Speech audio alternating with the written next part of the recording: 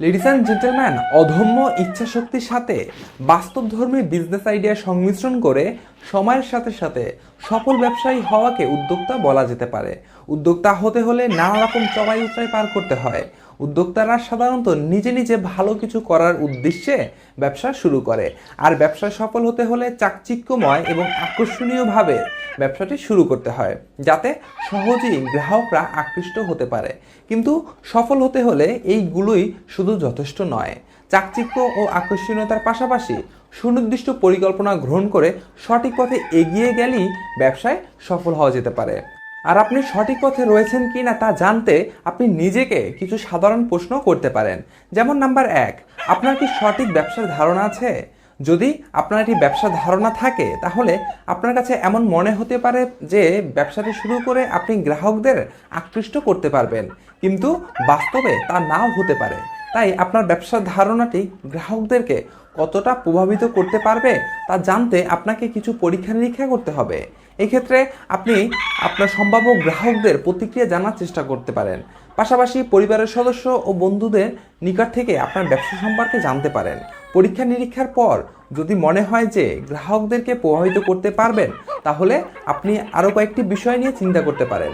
উদাহরণস্বরূপ, আপনার ব্যবসাটিকে কিভাবে ইউনিক করা যায়, পণ্য বা সেবা কিভাবে গ্রাহকদের নিকট সহজেই পৌঁছে দেওয়া যায় ইত্যাদি বিষয়গুলো। নাম্বার 2, ব্যবসা পরিকল্পনা তৈরি করেছেন? উদ্যোক্তা হিসাবে আত্মপ্রকাশ করতে হলে ব্যবসার শুরুতেই আপনাকে একটি সুনির্দিষ্ট ব্যবসার পরিকল্পনা তৈরি করতে হবে। এই ক্ষেত্রে ব্যবসা পরিকল্পনায় আপনার ব্যবসার মূল কাজ কি হবে, আপনার ব্যবসা কোথা থেকে স্থাপন করবেন বা কোথা থেকে শুরু করবেন, কিভাবে অর্থ উপার্জন করবেন, কেন গ্রাহকরা আপনার পণ্য বা সেবার বিনিময়ে অর্থ প্রদান করবে ইত্যাদি বিষয়গুলো বিশদ বিবরণ সহকারে উল্লেখ করতে হবে। তাছাড়া আপনার ব্যবসার ধারণাটি কোথা থেকে এসেছে, কিভাবে আপনার ব্যবসাটি ইউনিক করবেন, আপনার ব্যবসার লক্ষ্য কী, বাজারে আপনার প্রধান প্রতিযোগী কারা ইত্যাদি বিষয়গুলো পরিকল্পনায় উল্লেখ থাকতে হবে। পাশাপাশি আপনার ব্যবসার প্রধান গ্রাহক কারা হবে, আয় ব্যয়ের হিসাব কিভাবে পরিচালনা করবেন তাও পরিকল্পনায় যুক্ত থাকতে হবে।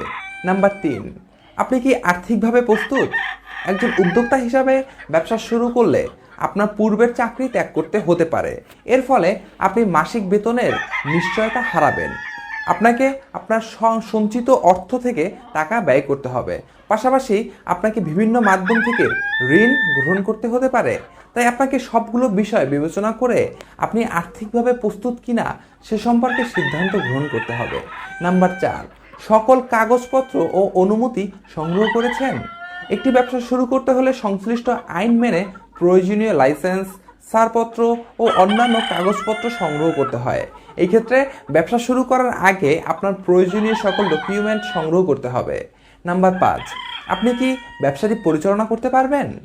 ব্যবসার মালিক হিসাবে যাবতীয় সকল প্রকার দায় দায়িত্ব আপনার।